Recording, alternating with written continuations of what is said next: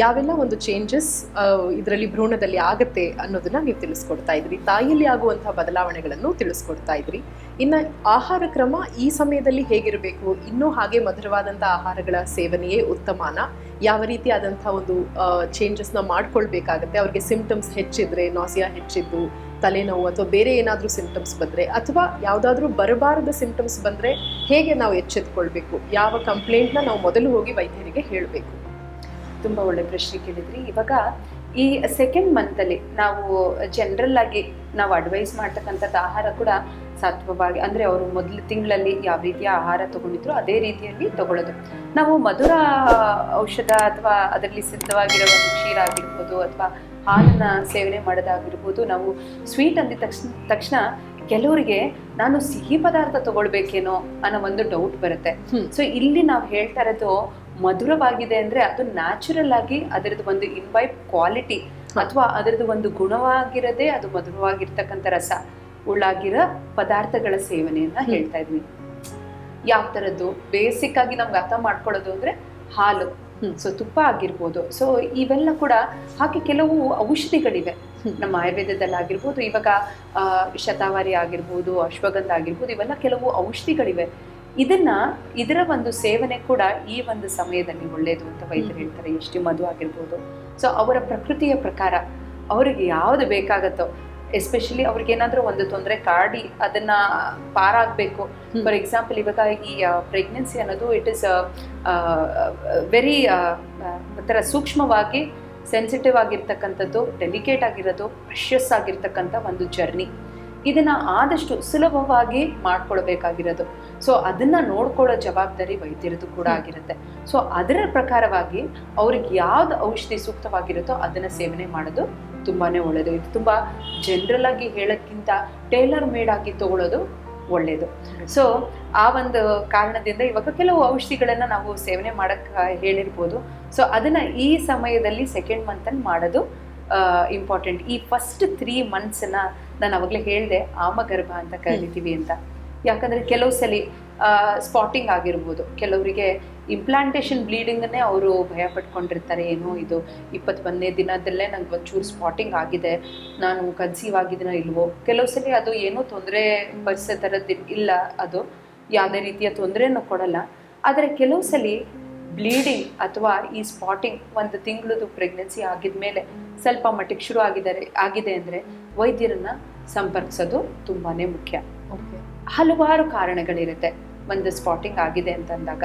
ಕೆಲವು ಸಲ ಇಂಪ್ಲಾಂಟೇಶನ್ ತೊಂದರೆಗಳು ಕಾಣಿಸ್ಕೊಂಡಿರ್ಬೋದು, ಕೆಲವು ಸಲ ಕರೆಕ್ಟ್ ಇರೋ ಒಂದು ಜಾಗದಲ್ಲಿ ಅದು ಇಂಪ್ಲಾಂಟ್ ಆಗದೆ ಇರ್ಬೋದು, ಅದು ಬೇಡದೇ ಇರುವ ಒಂದು ಜಾಗದಲ್ಲಿ ಎಲ್ಲೋ ಅದು ಬೆಳವಣಿಗೆಗೆ ಅನುಕೂಲವಾಗಿ ಇಲ್ಲದೆ ಇರೋ ಜಾಗದಲ್ಲಿ, ಇವಾಗ ಫೆಲೋಪಿಯನ್ ಟ್ಯೂಬ್ ಆಗಿರ್ಬೋದು, ಅಲ್ಲಿ ಪ್ರೆಗ್ನೆನ್ಸಿ ಆಗಿರ್ಬೋದು, ಅಥವಾ ಕೆಲವು ಸಲ ಒಂದು ಟಾಕ್ಸಿಕ್ ಸೆಲ್ಸ್ ಆಗಿ ಗ್ರೋತ್ ಆಗು ಕೂಡ ಆಗಿರ್ಬೋದು.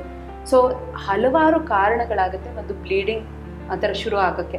ಸೊ ಆ ಥರ ಕೆಲವು ಚಿಹ್ನೆಗಳು, ಅಥವಾ ತುಂಬ ಹೊಟ್ಟೆ ನೋವು ಬರೋದಾಗಿರ್ಬೋದು, ಅಥವಾ ಅವಾಗವಾಗ ತುಂಬ ತಲೆ ಸುತ್ತಾಗೋದು, ಅಥವಾ BP ಫ್ಲಕ್ಚುಯೇಷನ್ಸ್ಗಳು ಕಾಣಿಸ್ಕೊಳ್ಳೋದಾಗಿರ್ಬೋದು. ಸೊ ಇವೆಲ್ಲ ಕೂಡ ಕೆಲವು ಸೈನ್ಸ್.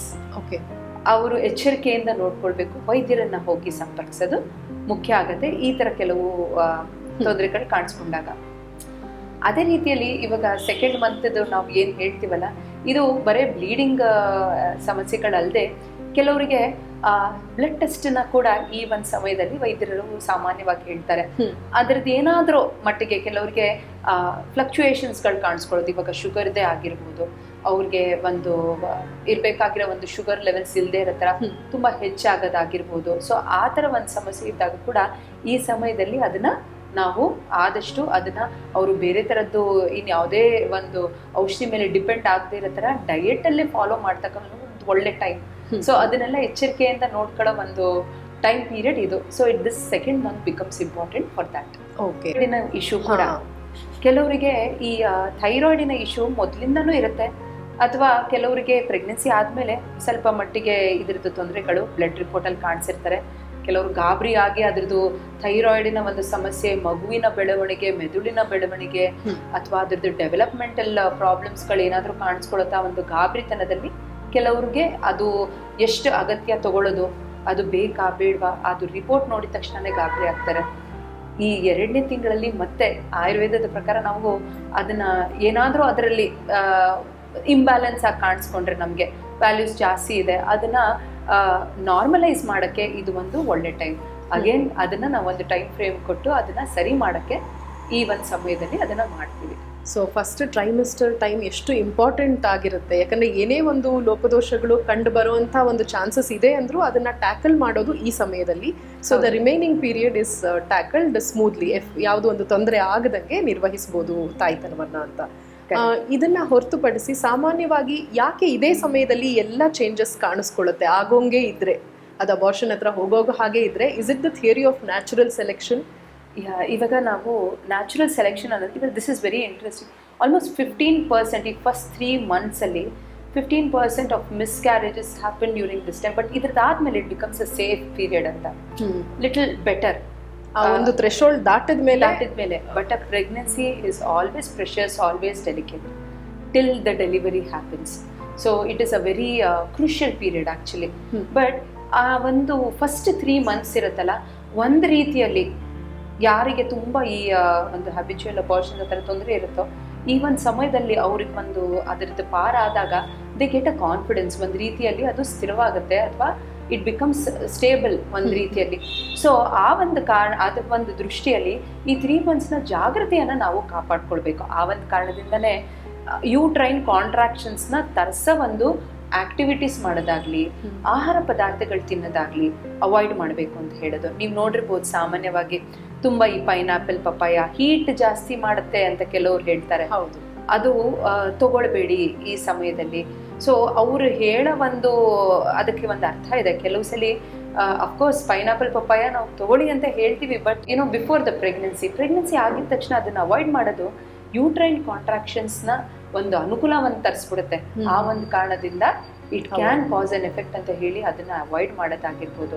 ಹಾಗೆ ಅದು ಒಂದೇ ಅಲ್ಲ, ಕೆಲವು ಆಕ್ಟಿವಿಟೀಸು ತುಂಬ ಸ್ಟೆಪ್ಸನ್ನ ಹತ್ತೋದಾಗ್ಲಿ, ತುಂಬ ಜಾಗಿಂಗ್ ಮಾಡೋದಾಗ್ಲಿ, ತುಂಬ ಎಕ್ಸಸೈಸಸ್ ಮಾಡೋದಾಗ್ಲಿ, ಈ ಪೆಲ್ವಿಕ್ ಫ್ಲೋರ್ನ ಎಕ್ಸಸೈಸ್ ಮಾಡ್ತಕ್ಕಂಥ ಕೆಲವು ಆಕ್ಟಿವಿಟೀಸು, ಸೊ ಅದನ್ನೆಲ್ಲ ಪೂರ್ತಿ ಅವಾಯ್ಡ್ ಮಾಡೋದು ಒಳ್ಳೆಯದು. ಆ ಒಂದು ಕಾರಣದಿಂದನೇ ಕೆಲವು ಮೀಟ್ ಕನ್ಸಂಪ್ಷನ್ಸನ್ನು ಕೂಡ ಅವಾಯ್ಡ್ ಮಾಡೋಕ್ಕೆ ಹೇಳೋದು ಈ ಟೈಮಲ್ಲೇ.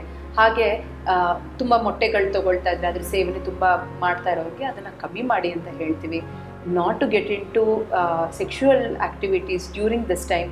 ಸೊ ಇವೆಲ್ಲ ಕೂಡ ತುಂಬ ಇಂಪಾರ್ಟೆಂಟ್ ಆಗುತ್ತೆ, ಎಸ್ಪೆಷಲಿ ಪ್ರೆಗ್ನೆನ್ಸಿಯ ಒಂದು ಜರ್ನಿಯಲ್ಲಿ. ಸೊ ಇದರದೇ ಆದ ಒಂದು ಮಹತ್ವ ಇದೆ. ಹಾಗಂತ ಇದು ನಾವು ಫಾಲೋನೇ ಮಾಡಬಾರ್ದು, ನಾವು ತಗೊಳ್ಳೇಬಾರ್ದ, ಇದಕ್ಕೆ ಇಟ್ ಹ್ಯಾಸ್ ಇಟ್ಸ್ ಅದರದ್ದು ಪ್ರೋಸ್ ಆ್ಯಂಡ್ ಕಾನ್ಸ್ ಇದೆ. So it depends upon the lady how comfortable she is, ಅವ್ರಿಗೆ ಅದು ಎಷ್ಟು ಸೂಕ್ತವಾಗಿದೆ. ಕೆಲವು ಸಲ ನಮಗೆ ಅದು ಖಂಡಿತವಾಗ್ಲೂ ಅದನ್ನ ಸೇವನೆ ಮಾಡದೇ ಇರೋದು ಒಳ್ಳೇದು ಅಂತಾನೆ ಹೇಳ್ತೀವಿ.